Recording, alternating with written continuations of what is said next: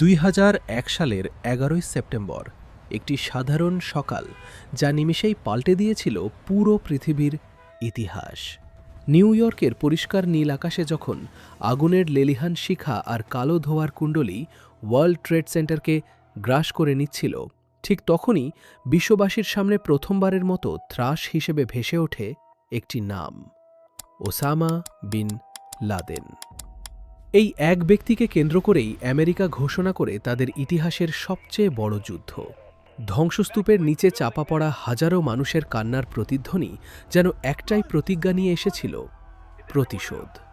আর ঠিক সেই দিন থেকেই শুরু হয় ইতিহাসের সবচেয়ে দীর্ঘ, ব্যয়বহুল এবং গোপন এক মানব শিকার।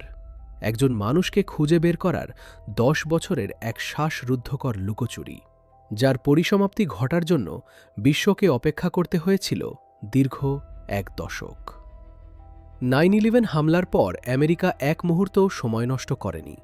তারা সরাসরি আফগানিস্তানে সামরিক অভিযান শুরু করে। গোয়েন্দা তথ্যে জানা যায় বিন লাদেন লুকিয়ে আছে আফগানিস্তানের দুর্গম টোরা বোরা পাহাড়ের গুহায়। মার্কিন গোয়েন্দা সংস্থা সিআইএ তখন প্রায় নিশ্চিত ছিল শিকার এবার তাদের হাতের মুঠোয়, পালানোর আর কোনো পথ নেই। শুরু হয় প্রচণ্ড বোমাবর্ষণ, পাহাড়ের গুহাগুলো যেন মৃত্যুপুরীতে পরিণত হয়।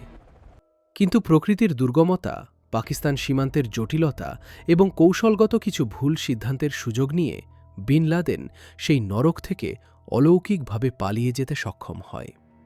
টোরাবোরার সেই একটি ভুল বা ব্যর্থতাই আমেরিকাকে তাদের লক্ষ্য থেকে পিছিয়ে দেয় ১-২ বছর নয়, বরং দীর্ঘ ১০টি বছর। টোরাবোরার সেই ঘটনার পর শুরু হয় এক গভীর এবং রহস্যময় নীরবতা। বিন লাদেন আর কোনো ভিডিও বার্তা দেন না, স্যাটেলাইট ফোন স্পর্শ করেন না, এমনকি ইন্টারনেট থেকেও নিজেকে সম্পূর্ণভাবে মুছে ফেলেন। তিনি যেন পৃথিবী থেকে হারিয়ে যাওয়া এক অদৃশ্য ছায়া। কিন্তু তিনি পুরোপুরি বিচ্ছিন্ন ছিলেন না। বাইরের জগতের সাথে তার যোগাযোগ ছিল শুধুমাত্র হাতে গোনা কয়েকজন অত্যন্ত বিশ্বস্ত কুরিয়ারের মাধ্যমে। কোনো ইলেকট্রনিক ফুটপ্রিন্ট বা ডিজিটাল সংকেত না রেখে এই প্রাচীন যোগাযোগ পদ্ধতি তাকে বছরের পর বছর আমেরিকার সবচেয়ে শক্তিশালী গোয়েন্দা নজরদারির আড়ালে বাঁচিয়ে রেখেছিল। প্রযুক্তির সব অত্যাধুনিক ফাঁদ যখন ব্যর্থ, তখন আমেরিকা বাধ্য হয়ে তাদের শিকারের কৌশল সম্পূর্ণ বদলে ফেলে। সিআইএ বুঝতে পারে লাদেনকে সরাসরি খোঁজা আর অন্ধকারে ঢিলো ছোড়া একই কথা। তাই তারা সিদ্ধান্ত নেয়, রাজাকে ধরতে হলে আগে তার বার্তাবাহক বা কুরিয়ারকে খুঁজে বের করতে হবে। শুরু হয় স্যাটেলাইট আর ড্রোন বাদ দিয়ে হিউম্যান ইন্টেলিজেন্স বা মানব সোর্সের ওপর পূর্ণ নির্ভরতা। গোয়েন্দারা তখন লাদেনের চারপাশের সেই অদৃশ্য দেয়াল ভাঙার চেষ্টা শুরু করে, যারা বাইরের দুনিয়া থেকে লাদেনের জন্য খবর আনা নেওয়া করত। এই কৌশল পরিবর্তনই ছিল সেই টার্নিং পয়েন্ট, যা এক দীর্ঘ অন্ধকার টানেলের শেষে আলোর রেখা দেখাতে শুরু করে। গোয়েন্দা জালের এই বিশাল অনুসন্ধানের মধ্যেই গুয়ান্তানামো বের বন্দীদের জিজ্ঞাসাবাদ থেকে হঠাৎ একটি নাম ভেসে আসে: আবু আহমেদ আল কুয়েতি। প্রথমে মনে হয়েছিল এটি কেবলই আরেকটি সাধারণ নাম, কিন্তু গোয়েন্দাদের সন্দেহ গাঢ় হয় যখন দেখা যায় বন্দীরা কৌশলে এই নামটিকে আড়াল করার চেষ্টা করছে। বছরের পর বছর ধরে টুকরো টুকরো তথ্য জোড়া লাগিয়ে সিআইএ অবশেষে নিশ্চিত হয় যে এই আল কুয়েতি কোনো সাধারণ ব্যক্তি নয়, বরং সেই লাদেনের বহির্বিশ্বের সাথে যোগাযোগের একমাত্র মাধ্যম। তাকে খুঁজে বের করা মানেই লাদেনের গোপন ডেরার চাবি হাতে পাওয়া। এই বিশ্বাস থেকেই শুরু হয় এক নতুন এবং তীব্র অনুসন্ধান, যা গল্পের মোড় পুরোপুরি ঘুরিয়ে দেয়। কুরিয়ার আবু আহমেদ আল কুয়েতির ওপর দীর্ঘ নজরদারির এক পর্যায়ে সিআইএর গাড়ি এসে থামে পাকিস্তানের জনাকীর্ণ শহর অ্যাবোটাবাদে। কিন্তু আল কুয়েতি যে বাড়িতে প্রবেশ করে তা দেখে গোয়েন্দাদের চোখ কপালে ওঠে। সাধারণ জনবসতির মাঝখানে এটি ছিল এক অদ্ভুত দুর্গ। চারপাশে ১৮ ফুট উঁচু কংক্রিটের দেয়াল, তার উপর ধারালো কাঁটাতার।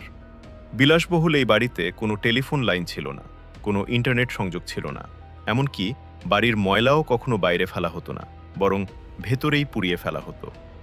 সব জানালা এমনভাবে ঢাকা ছিল যে বাইরে থেকে ভেতরে উঁকি দেওয়ার কোনো সুযোগই নেই। বাড়িটির এই অস্বাভাবিক নিরাপত্তা ব্যবস্থা এবং গোপনীয়তা চিৎকার করে বলছিল, এর ভেতরে সাধারণ কেউ নেই, বরং এমন কেউ বাস করছে যাকে পৃথিবীর দৃষ্টি থেকে লুকিয়ে রাখাই এই দুর্গের একমাত্র উদ্দেশ্য। অ্যাবোটাবাদের ওই দুর্গের ভেতরে আসলেই বিন লাদেন আছেন কিনা তার শতভাগ নিশ্চিত প্রমাণ সিআইএ বা পেন্টাগনের হাতে ছিল না, ছিল কেবল প্রবল সম্ভাবনা। তবুও প্রেসিডেন্ট বারাক ওবামাকে নিতে হয়েছিল আধুনিক ইতিহাসের অন্যতম কঠিন এক জুয়া। নিরাপদ আকাশ থেকে মিসাইল ছুড়ে বাড়িটি মাটির সাথে মিশিয়ে দেওয়া সহজ ছিল, কিন্তু তাতে বিন লাদেনের মৃত্যুর নিশ্চিত কোনো প্রমাণ পাওয়া যেত না। অন্যদিকে পাকিস্তানের আকাশসীমা লঙ্ঘন করে গোপনে কমান্ডো বাহিনী পাঠানো ছিল এক আত্মঘাতী সিদ্ধান্ত, যা ব্যর্থ হলে বা ধরা পড়লে আমেরিকার আন্তর্জাতিক সম্পর্ক ও সম্মান নিমিষেই ধুলোয় মিশে যেত। কিন্তু সব ঝুঁকি আর দ্বিধা উপেক্ষা করে ওবামা শেষ পর্যন্ত সবুজ সংকেত দেন। শুরু হয় অপারেশন নেপচুন স্পিয়ার। প্রস্তুত করা হয় নেভি সিলের সবচেয়ে দুর্ধর্ষ ইউনিট টিম 6কে, যারা জানত তারা এমন এক মিশনে যাচ্ছে যেখানে সামান্য একটি ভুলও হতে পারে ভয়াবহ বিপর্যয়ের কারণ। 2011 সালের 1 মে, ঘড়ির কাঁটায় তখন মধ্যরাত পেরিয়ে গেছে। পাকিস্তানের নিস্তব্ধ আকাশ চিরে হঠাৎ আবির্ভূত হয় দুটি বিশেষ প্রযুক্তির ব্ল্যাক হক হেলিকপ্টার। কিন্তু অপারেশনের শুরুতেই ঘটে যায় ভয়াবহ বিপর্যয়। যান্ত্রিক ত্রুটিতে একটি হেলিকপ্টার নিয়ন্ত্রণ হারিয়ে সজোরে আছড়ে পড়ে কম্পাউন্ডের ভেতরে। তবুও থামেনি নেভি সিলের দুর্ধর্ষ যোদ্ধারা। ধ্বংসস্তূপ থেকে বেরিয়ে তারা ক্ষিপ্র গতিতে এগিয়ে যায় মূল ভবনের দিকে। নিচতলা থেকে দোতলা গোলাগুলির শব্দে কেঁপে ওঠে পুরো এলাকা। অবশেষে সব বাধা পেরিয়ে তারা পৌঁছে যায় 3য় তলায়। সেখানে এক আবছা অন্ধকার ঘরে তারা মুখোমুখি হয় পৃথিবীর সবচেয়ে কাঙ্ক্ষিত ফেরারি আসামির।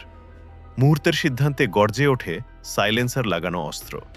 আর ঠিক তখনই 1000 মাইল দূরে হোয়াইট হাউসের সিচুয়েশন রুমে ভেসে আসে সেই ঐতিহাসিক সাংকেতিক বার্তা: জেরোনিমো একিয়া, শত্রু নিহত হয়েছে।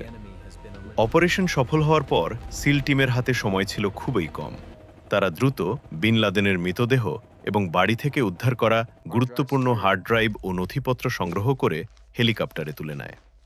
ফেরার পথে প্রযুক্তির গোপনীয়তা রক্ষায় বিধ্বস্ত হেলিকপ্টারটি তারা নিজেরাই ধ্বংস করে দিয়ে পাকিস্তানের আকাশসীমা ত্যাগ করে। আফগানিস্তানে ঘাঁটিতে ফিরে লাদেনের ডিএনএ পরীক্ষা করা হয়, যা 100% নিশ্চিত করে নিহত ব্যক্তিটি আসলেই ওসামা বিন লাদেন। কিন্তু মৃতদেহ নিয়ে আমেরিকা নতুন কোনো জটিলতায় জড়াতে চায়নি। তারা জানত লাদেনের কবরস্থল ভবিষ্যতে উগ্রবাদীদের তীর্থস্থানে পরিণত হতে পারে। তাই অত্যন্ত গোপনীয়তার সাথে মার্কিন রণতরী ইউএসএস কার্ল ভিনসন থেকে সম্পূর্ণ ধর্মীয় রীতিনীতি মেনে উত্তর আরব সাগরের অতল গহীনে তার দেহ চিরতরে সমাহিত করা হয়।